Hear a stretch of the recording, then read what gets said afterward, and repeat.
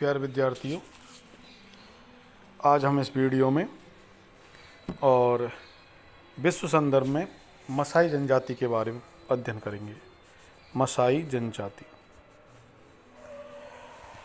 मसाई एक ऐसी जनजाति है जो सामान्यतः, जैसा कि आप अपने मोबाइल स्क्रीन पर इस मानचित्र में देख रहे हैं कि कीनिया, युगांडा और इधर तंजानिया, इन क्षेत्रों में ये जनजाति क्षेत्र मिलता है, मसाई जनजाति क्षेत्र।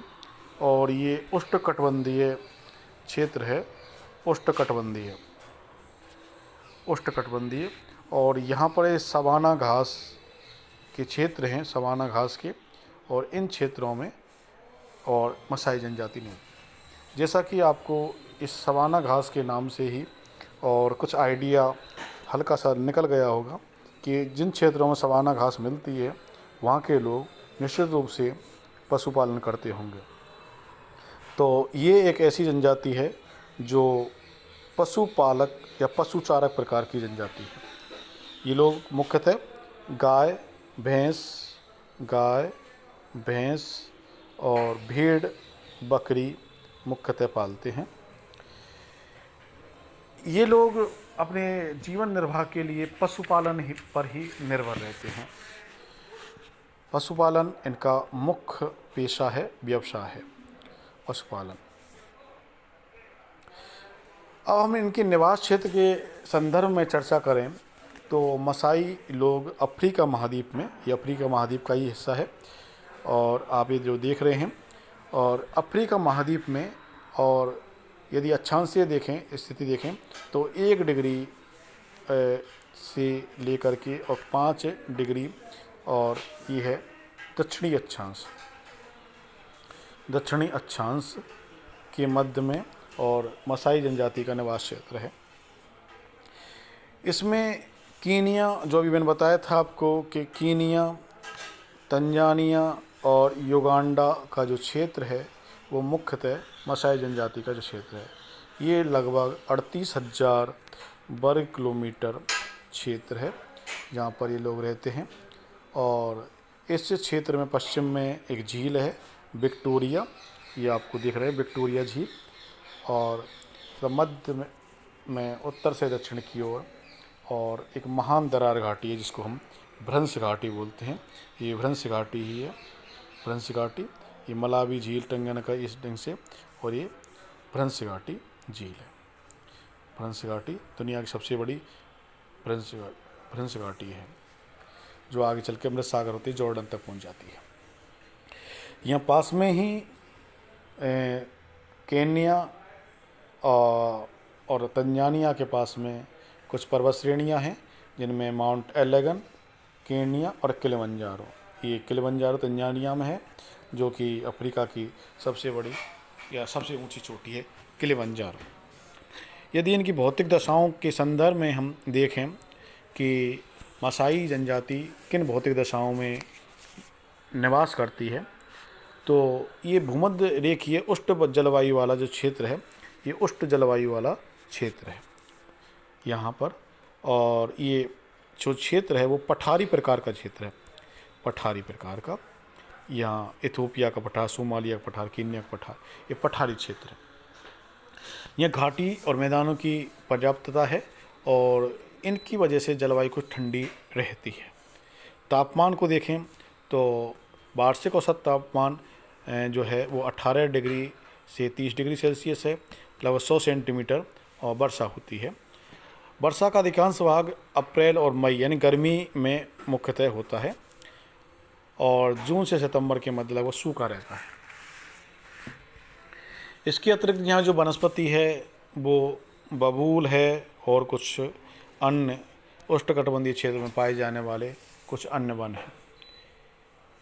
सारे लक्षण इन मसाई जनजाति का देखें कि फिजिकल इनका स्ट्रक्चर कैसा होता है, तो इनकी हाथ और पैर पतले, और त्वचा का रंग हल्का भूरा, कत्थई, सिर ऊंचा पतला, होंठ हल्के मोटे, घुंघराले बाल, ऐसी इनकी विशेषता हैं। और ये भूमध्य सागरीय और नीग्रोइड प्रजाति का मिश्रण माना जाता है। नीग्रोइड प्रजाति का मिश्रण माना जाता है। भोजन की बात करें तो हम फूड कि ये लोग, जैसा कि मैंने अभी इससे पूर्व बताया था कि यहाँ पर्याप्त मात्रा में सवाना घास है, इसलिए ये लोग पशु चारक हैं। तो पशु चारक होने की वजह से ये लोग पर्याप्त मात्रा में इनके पास दुग्ध और दुग्ध उत्पाद मौजूद रहते हैं, या फिर पर्याप्त मात्रा में इनके पास दूध और मांस उपलब्ध रहता है। इनके भोजन में रक्त का प्रमुख स्थान होता है। रक्त भी ऐसा करते हैं ये कि गाय और बैलों की गर्दन को चमड़े की रस्सी से बांध देते हैं, जिससे नसें फूल जाती हैं और फिर नसों से ये धनुष चबाकर उनका ब्लड या रक्त निकाल लेते हैं और बाद में इस रक्त को दूध में मिलाकर पी लेते हैं। मांस की प्राप्ति इनको भेड़ बकरियों से भी होती है, और कृषि क्षेत्र में इनकी जो अल्प मात्रा में जो कृषि करते हैं उनमें ज्वार और बाजरा, मक्का, ये मोटे जो खाद्यान्न हैं इनकी ये उपज पैदा करते हैं। कंदमूल फल बच्चे और स्त्रियां खाती हैं। इनका प्रिय पदार्थ शहद माना जाता है, क्योंकि इस क्षेत्र में शहद पर्याप्त मात्रा में होता है। वस्त्र, इसके बाद हम वस्त्र देखते हैं, इनकी क्लॉथिंग कि वस्त्र किस ढंग से कौन कौन से पहनते हैं ये लोग। तो वस्त्रों में देखेंगे कि ये चमड़े को मक्खन और चर्बी से चिकना और मुलायम कर लिया जाता है इनके द्वारा, और बकरे की चमड़ी से स्त्रियों की ओढ़नी, यानी कि ओढ़नी स्त्रियों की चमड़े की होती हैं, और बाघ एवं जंगली जानवरों की चमड़े से योद्धा लोगों के, जो योद्धा होते हैं, जो युद्ध स्थल में जाते हैं, उनके जो कपड़े हैं वो बाघ की यानी कि टाइगर और जंगली जानवरों की चमड़े से, लेदर से बनते हैं। मसाई लोग जो हैं वो चमड़े से बनी नोकदार टोपी, और टोपी भी पहनते हैं लोग, टोपी भी सिर पर लगाते हैं। इसके अतिरिक्त इनमें कड़े भी रहते हैं, कुंडलाकार कड़े, और इसके अतिरिक्त पैरों में लोग बेल की मोटी खाल से बनी चप्पलें पहनते हैं, यानी कि चप्पलें जो होती हैं वो मोटी खाल की होती हैं, जो बैलों की चमड़ी से बनती हैं। और ज़्यादातर ये कम कपड़े पहनते हैं और पालतू जानवर और जंगली जानवरों को शिकार करके उससे चमड़े की प्राप्ति होती है। अब इनके हाउस यानी कि घर को देखें तो कि घर कैसा होता है, कैसे बनाते हैं, तो प्राय ये पशुपालन पर निर्भर रहते हैं, और पालतू जानवर का मौसमी ट्रांसफर स्थानांतरण होता है, मौसमी स्थानांतरण, जिसको अपन ट्रांसहुमेंस बोलते हैं, स्थानांतरण, ट्रांस ऋतु प्रवास। एक स्थान पर जब पशुओं के लिए घास की समाप्ति हो जाती है तो ये दूसरे स्थान के लिए शिफ्ट कर जाते हैं, इसलिए इसको ऋतु प्रवास बोलते हैं। इस प्रकार ये अपने पशुओं को लेकर एक स्थान से दूसरे स्थान पर और ऋतु प्रवास करते रहते हैं।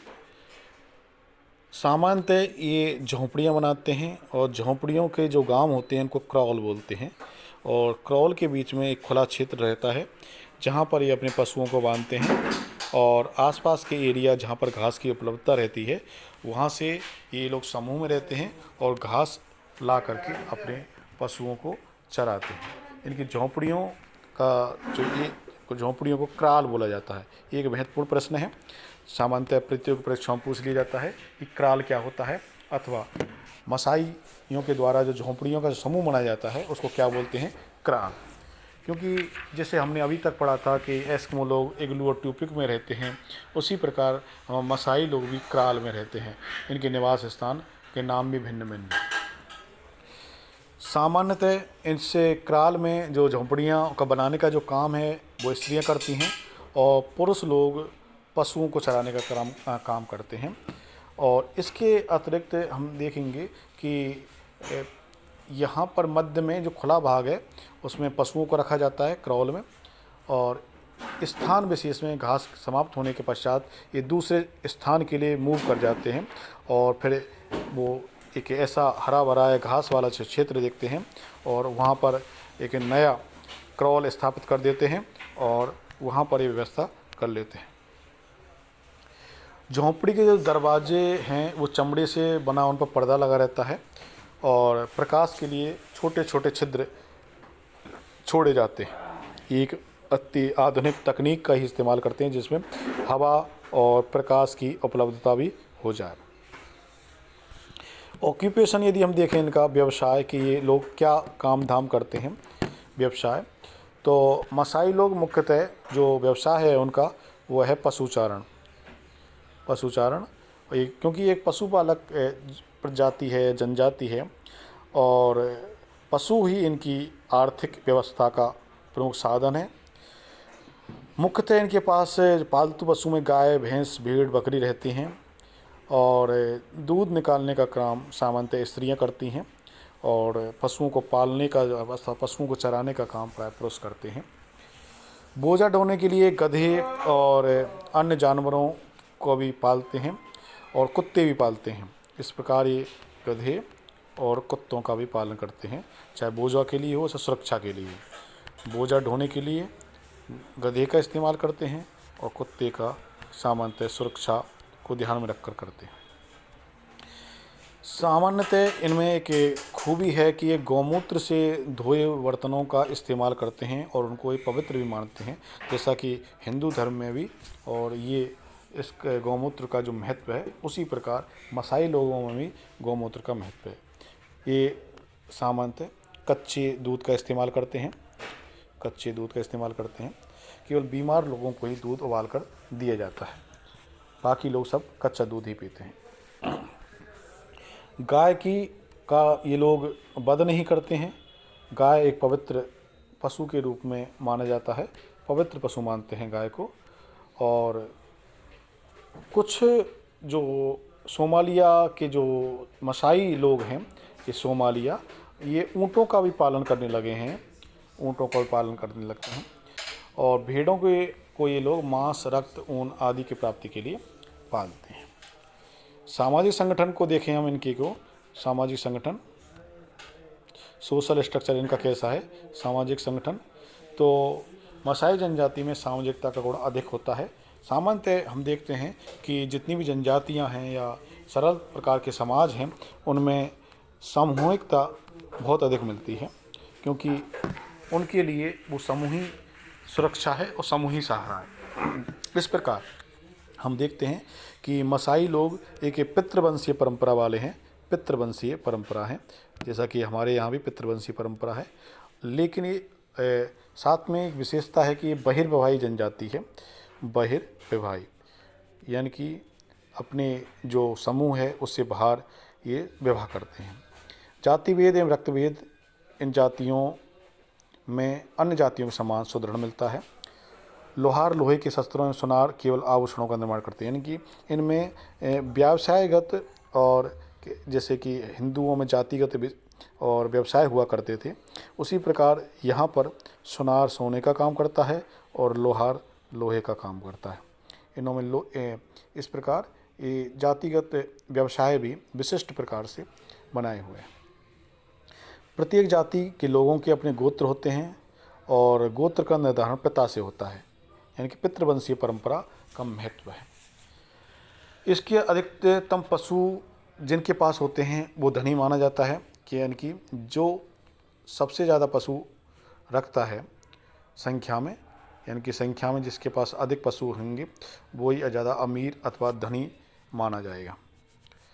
अमीरी की पहचान यहाँ पशुओं की संख्या से है।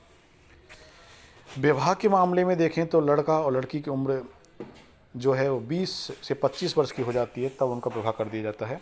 ये बहुत ही अच्छी व्यवस्था है इसमें, इन जनजाति में, कि 20 से 25 वर्ष की उम्र में विवाह किया जाता है।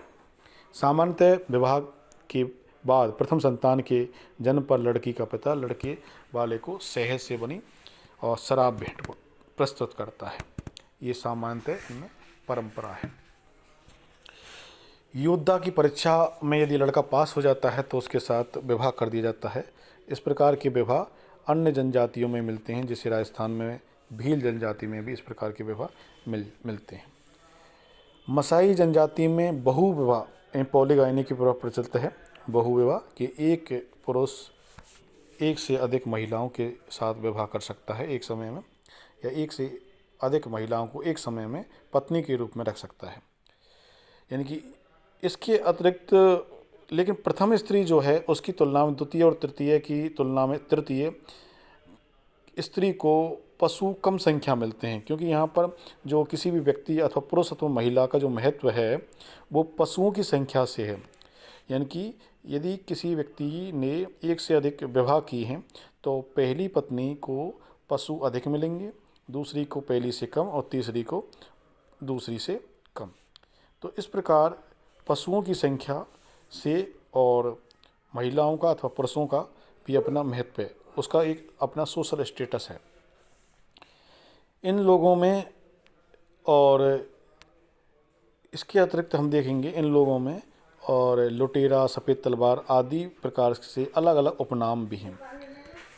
शिक्षा की कमी है, शिक्षा की कमी है और इन्हीं वजह से इन लोगों में जादू टोना अंधविश्वास आदि का बोलबाला है। सामान्यतः ये सब पिछड़े हुए लोगों में, सरल लोगों में अंधविश्वास जादू टोनों का ज़्यादा इस्तेमाल किया जाता है। अफ्रीका की अन्य जातियों की अपेक्षा फिर भी मसाई लोगों का सामाजिक संगठन है वो बेहतर माना जाता है।